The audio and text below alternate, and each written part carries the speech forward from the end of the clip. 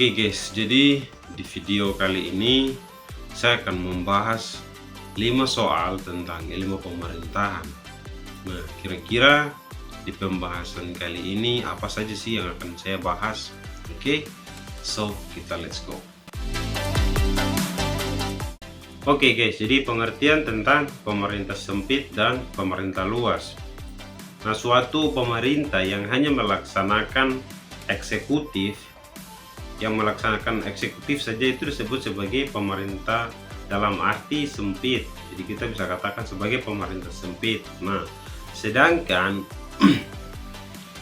dalam arti luas itu pemerintah yang melaksanakan kekuasaan legislatif, yudikatif, dan eksekutif. Nah, itu adalah perbedaan dari pemerintah sempit dan pemerintah luas. Nah, contohnya seperti apa? Contohnya seperti pemerintah sempit. Pemerintah sempit itu yang berkuasa hanya satu orang saja yang berkuasa, seperti presiden. Presiden saja yang bisa mengambil keputusan, melakukan kebijakan dalam negara tersebut untuk kesejahteraan atau kemajuan negara tersebut. Sedangkan pemerintah luas itu masyarakat, lembaga-lembaga yang ada di dalam negara tersebut bersama-sama dengan pemerintah. Mereka semua melakukan kerjasama untuk memajukan bangsa atau negara tersebut untuk lebih maju atau sejahtera. Nah, itu adalah perbedaan dari pemerintah sempit dan pemerintah luas. Jadi pemerintah sempit itu hanya bisa dikuasai oleh satu orang, sedangkan luas berarti satu negara atau semua yang ada di negara tersebut bisa bersama-sama untuk bekerja sama, memajukan dan mensejahterakan negara tersebut. Itu adalah perbedaan dari antara pemerintah sempit dan pemerintah luas. Oke, jadi kita lanjut lagi ke pembahasan berikutnya. Oke, nomor 2. Mengapa ilmu pemerintahan dikatakan sebagai ilmu pengetahuan? Jadi bisa disimpulkan bahwa ilmu pemerintahan merupakan ilmu pengetahuan yang ilmiah. Kenapa? Karena ilmu pemerintahan memiliki metodologi, filsafat ilmu, dan memiliki guna atau manfaat untuk mensejahterakan masyarakat. Nah, itu sebabnya ilmu pemerintahan dikatakan sebagai ilmu pengetahuan. Oke, jadi kita lanjut lagi nomor 3. Oke, nomor 3. Mengapa pemerintah dikatakan sebagai kebutuhan? Nah, fungsi utama pemerintah adalah memberikan pelayanan yang terbaik untuk memenuhi kebutuhan di semua sektor. Contohnya, masyarakat tidak akan berdiri sendiri tanpa adanya pemerintah, sehingga masyarakat tidak bisa mencari kebutuhan atau memenuhi kebutuhan mereka dalam kelompok atau lingkungan mereka, sehingga mereka membutuhkan kehadiran pemerintah agar pemerintah bisa memberikan pelayanan, memenuhi kebutuhan masyarakat, sehingga masyarakat bisa merasakan kesejahteraan masyarakat. Nah, itu mengapa pemerintah dikatakan sebagai kebutuhan, karena suatu daerah atau suatu kelompok itu membutuhkan pemerintah agar pemerintah bisa mengatur masyarakat atau mengatur daerah tersebut di segala atau semua sektor. Oke, jadi itu adalah jawaban mengapa pemerintah dikatakan sebagai kebutuhan. Oke. Jelaskan definisi kekuasaan dan sumber-sumber kekuasaan. Definisi kekuasaan. Politik mengasumsikan inti kekuasaan politik, artinya memperjuangkan dan mempertahankan kekuasaan erat yang kaitannya dengan pengaruh atau mempengaruhi. Kekuasaan pada umumnya berupa relasi, dalam arti terdapat satu pihak yang menguasai dan satu pihak yang tunduk, sehingga satu pihak memberikan perintah, satu pihak harus patuh pada perintah tersebut. Sehingga kekuasaan ini diwujudkan dalam negara sebagai simbol kekuasaan politik tertinggi yang bersifat mutlak dan mencakup semuanya. Nah, itu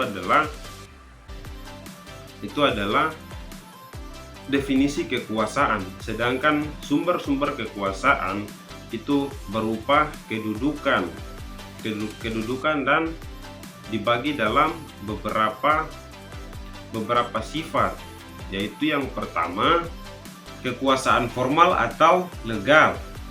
Kekuasaan dalam hal ini diperoleh karena dipilih atau ditunjuk dan diperkuat dalam aturan atau perundang-undangan secara sah. Nah, itu adalah kekuasaan formal atau legal. Selanjutnya, kendali atas sumber dan ganjaran. Seseorang memiliki kekuasaan untuk memimpin dan memberikan ganjaran kepada anggota yang berada di bawahnya. Kendali atas hukum dan ganjaran umumnya berkaitan dengan hukum, maka ganjarannya akan berkaitan dengan kendali atas hukum. Biasanya kepemimpinan seperti ini didasarkan rasa takut. Kendali atas informasi. Dalam hal ini, pihak yang memegang sumber informasi dapat menjadi pemimpin. Kendali ekologi. Sumber ini disebut juga rekayasa terhadap situasi. Contohnya kendali dalam hal penempatan jabatan oleh seorang pemimpin. Kekuasaan kepribadian.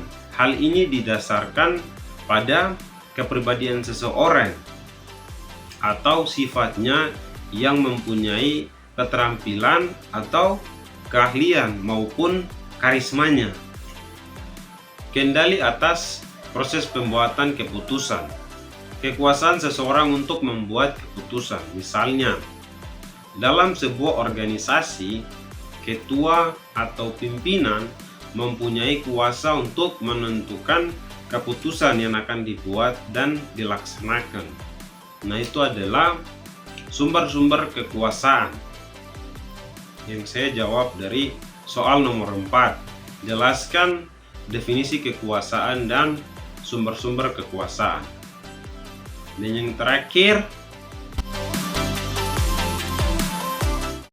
sebutkan dan jelaskan paradigma pemerintahan. Pengertian pembangunan atau konsep paradigma dari government ke governance. Sound governance, dynamic governance, dan open government.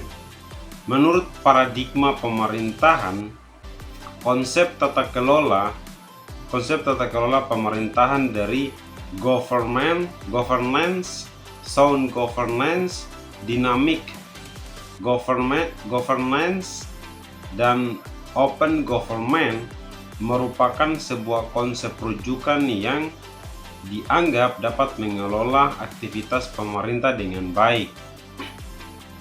Ada salah satu ahli, yaitu Aristoteles, memberikan konsep tentang konsep pemerintahan. Ketika kita berbicara tentang pemerintah, mulai dari presiden, gubernur, bupati, distrik, desa, berbicara tentang pembangunan, infrastruktur, pelayanan publik, kesejahteraan masyarakat.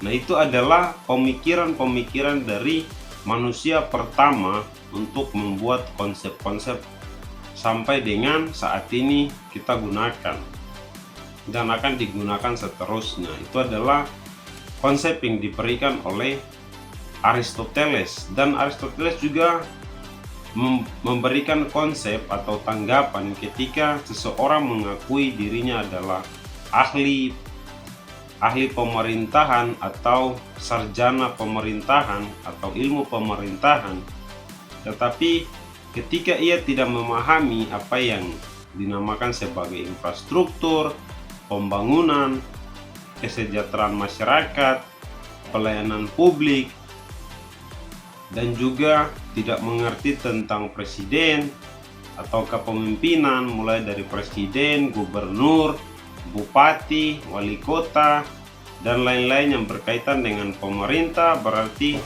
dia bukan sarjana atau bahkan bukan ahli pemerintahan. So, itu saja yang bisa dapat saya sampaikan. Apabila ada kata-kata yang kurang baik atau kata-kata yang kurang menyenangkan atau banyak kekurangan di video kali ini, saya mohon maaf. Terima kasih juga buat teman-teman yang sudah mengikuti dari awal, menonton video ini dari awal sampai dengan terakhir. Dan ya, inilah jawaban yang bisa saya bagi atau saya jawab dan untuk 5 soal yang kita bahas di video kali ini. Terima kasih. Apabila ada pertanyaan atau masukan, teman-teman bisa komen di bawah kolom komentar dan berikan tanggapan tentang video yang kali ini saya sampaikan. Terima kasih. See you.